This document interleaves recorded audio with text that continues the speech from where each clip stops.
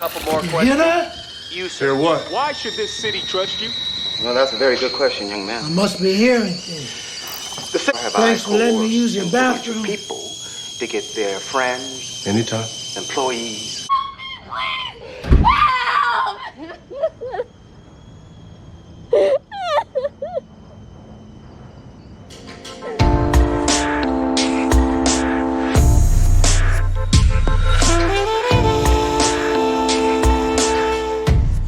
What's up, YouTube? It's your boy Mark Dark, and I'm back with another video. If you're new, if you love The Chi, go ahead and hit the subscribe button, like the video, and leave your theories, comments, everything down below. Now, tonight we're going to be talking about The Chi Season 3, Episode 6. This is the recap. Now, I'm going to try my best to go over all the key facts. If I miss anything, you guys let me know down below. Now, overall, in my opinion, this episode was very good and is building up more and more. I know they just waiting. They want Keisha to come home. Well, I think it's building up for an explosive episode 7.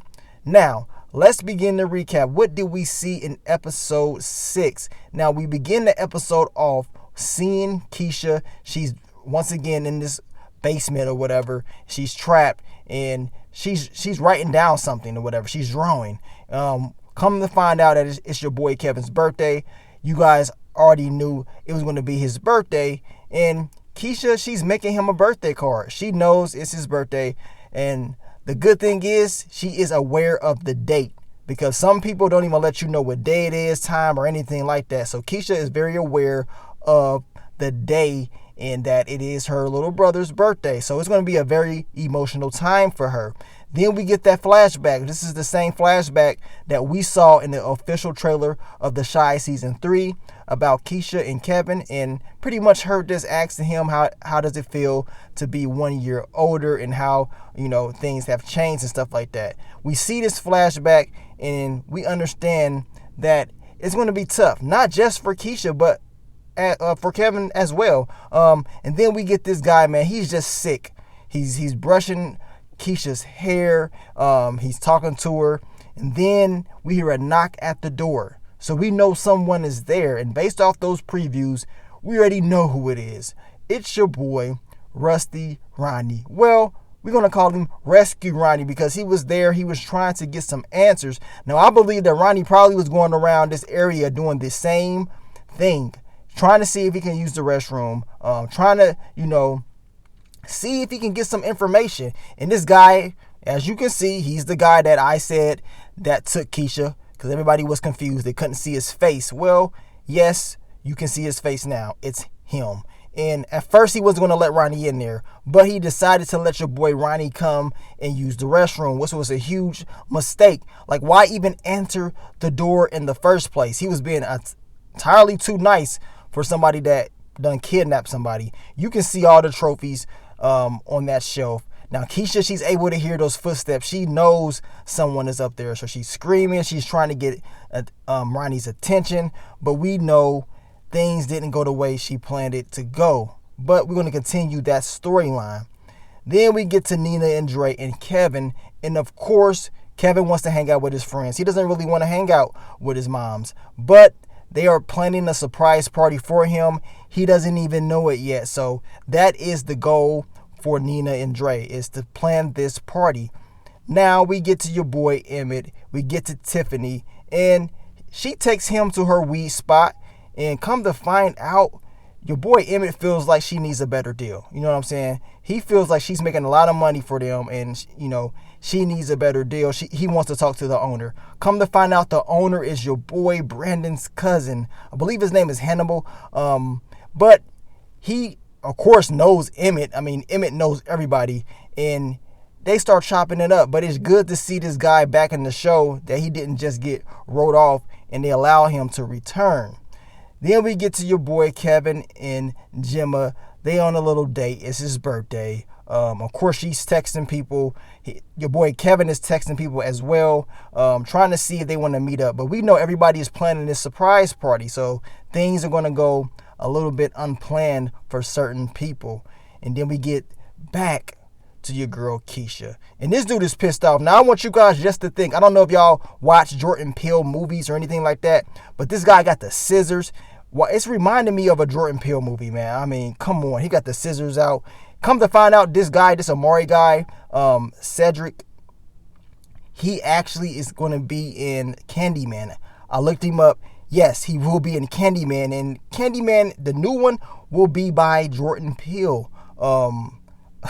Dude is on one, man. He's talking about how Keisha reminded him of a girl he really liked when he was younger.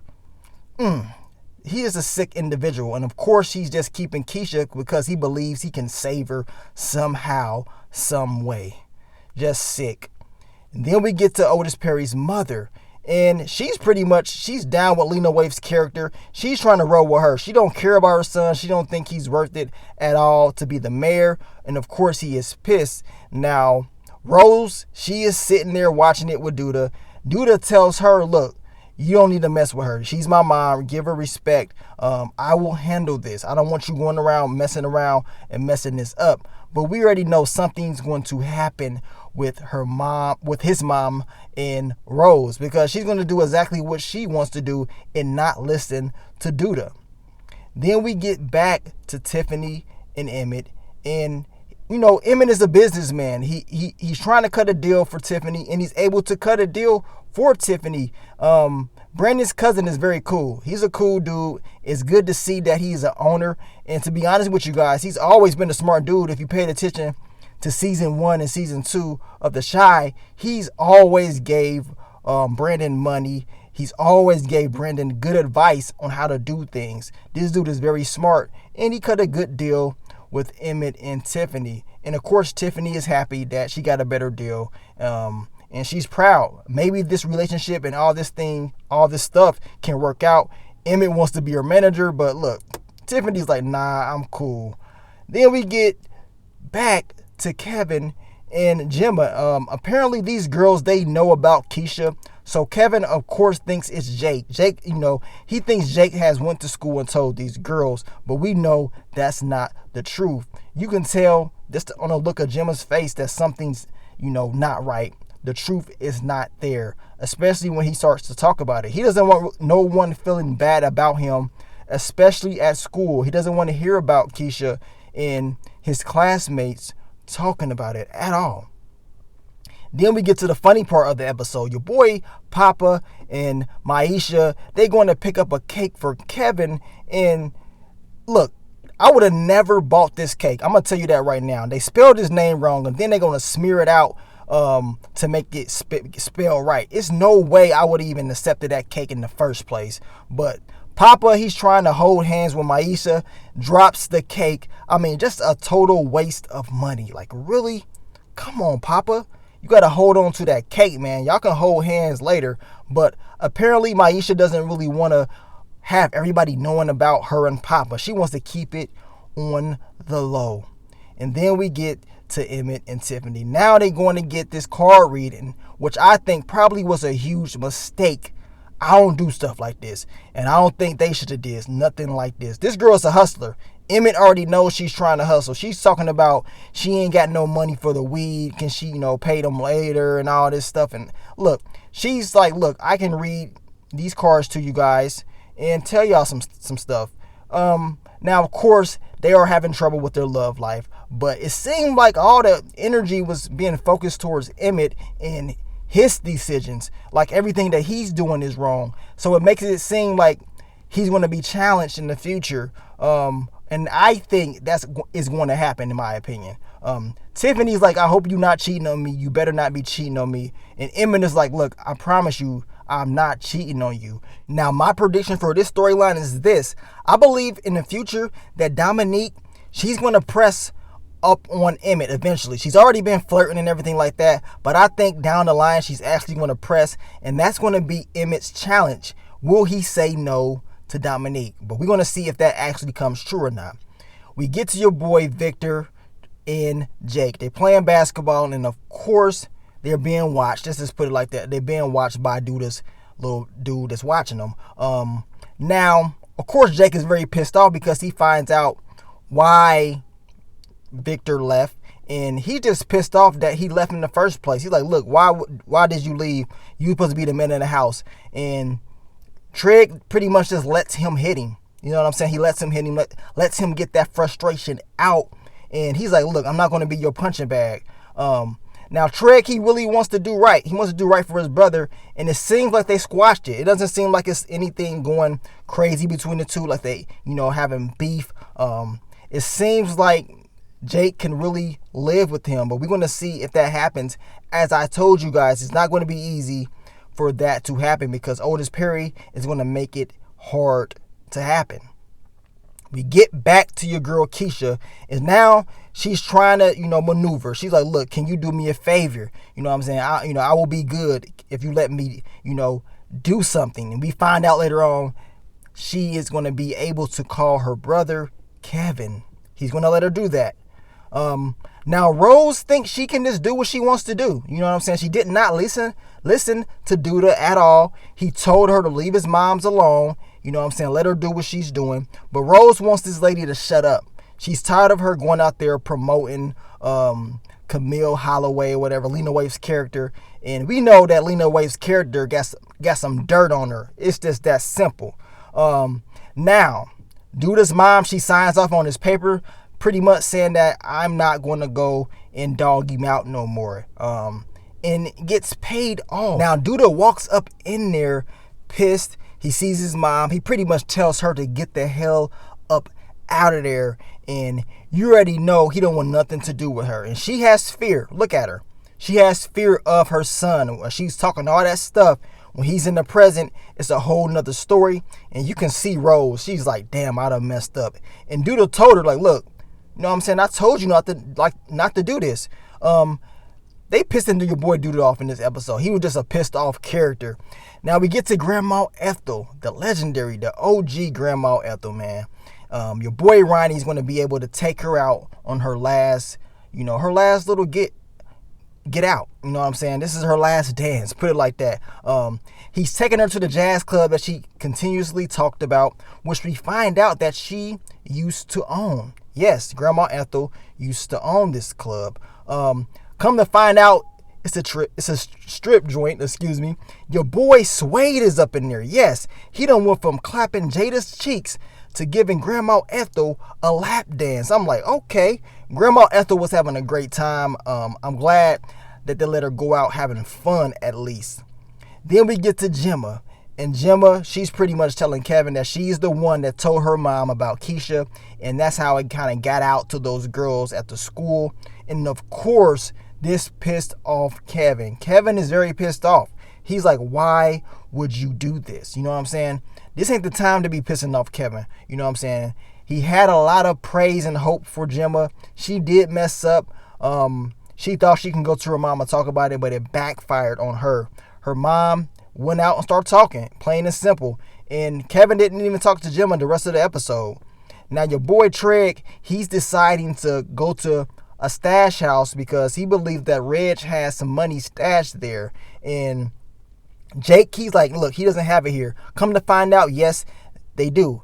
He gets the 50 G's, but this guy comes in there, the guy that was following them from earlier, this dude that Duda has following Jake, he comes there, he gets beat down. And then your boy Treg, he pretty much tells Jake, like, look, I'm not trying to do this if you ain't going to be down. Like, I'm getting this 50 G's. We're going to get a lawyer. I'm really trying to get you to stay with me. Or are you going to be down? So we're going to see the conclusion of this. As I told you guys, Otis Perry, he is using Jake, and he's not going to make it be easy for him to get Jake at all. It's going to be a challenge. Now, Duda, he decides to give out a video presser. You know what I'm saying? He's pretty much talking about what his mom is going through, which is mental health. He's saying that he's trying to fight mental health. And, he's talking about Camille Holloway, and he says, look, listen to this audio. And if you guys didn't hear the audio, she pretty much said that, these people are stupid enough to believe in God. Of course, they'll be stupid enough to, vote for me or whatever. She's pretty much just downplaying the people. I'm like, damn, okay. She got some dirt behind her. She's a savage for real. Now, Grandma Ethel, she's telling everybody, as you can see your boy Sway right there, she's telling everybody how she used to own a club and, how, everything used to be back in the day. And then the night ends and your boy Ronnie takes her and he, lays her down puts the cover over her, and when he comes back, she's not breathing at all. And he already knows. He knows it's it. We already knew. We can just see that this is going to be her last dance, that it was going to be over for Grandma Ethel. And it didn't really hit till you actually start thinking about it. She's been here since season 1. Grandma Ethel is the OG regardless, and her character leaving the show, it takes away from it just a little bit. Just that feeling like, man, just think about all the characters that this show originally started with, and think about how many of those characters are gone. It's a lot of them, man. But rest in peace, Grandma Ethel. It's going to really hurt Ronnie. Hopefully he can get through it, which I think he will. And he's going to press to trying to find Keisha. As you can see right here, Keisha is able to make that phone call to her brother Kevin. But sadly, she can't say anything. She is not allowed to say anything to him. She's just able to hear his voice, which, you know, Omari lets her do. This guy is just a sick individual and he needs to be stopped. Someone needs to get to him. Eventually, we know that she will have one more chance to get out and to get free. Hopefully, in episode 7, that happens. This whole Keisha storyline, I know everybody's like, man, it's dragging. I want it to end. But trust and believe it is coming to a conclusion very soon. Then we get to the surprise party. Your boy Kevin is happy. You know what I'm saying? Everyone is there but Keisha. You know what I'm saying? Everyone's there. Jake, Papa, Emmett, Tiffany. I mean, they're having a lot of fun. He's able to get the pancakes that he normally gets for his birthday. You know what I'm saying? And you already know these pancakes, you know, with these candles on top, probably reminds him of his sister Keisha. You know what I'm saying? It has to. You know, you're going to have a day like this and your sister is not around. That has to be something. That has to be hard to, you know, to deal with, in my personal opinion. But for this moment, everything is good, and it seems like Kevin is having fun until he actually starts thinking about his wish. You already know what Kevin wishing. Kevin, in my opinion, is wishing for his sister to come back home safe. That's what he's wishing. You know what I'm saying? And eventually, these wishes may just come true. You guys down below, let me know. Do you think Keisha is coming back? Will she be able to survive? Hopefully that does happen. Like I said, overall, this episode was good, man. And it was sad at the same time.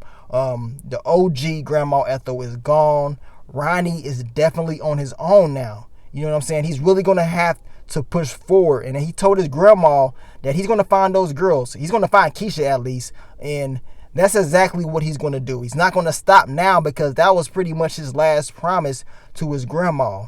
But you guys let me know, what do you think about the episode? I will be breaking down a lot of different storylines this week. As I told you guys earlier last week when I dropped those videos, a lot of people didn't believe me that this was the guy that took Keisha. Now you see the facts. The facts are in your face. This sick individual right here, Omari, he took Keisha, and hopefully Rusty Ronnie can use those rusty hands and finally stop this guy. But Ronnie may need some help, man. He's probably going to have to call Dre. He's probably going to have to call Nina. Hell, call whoever. You got to do what you got to do to bring this girl home.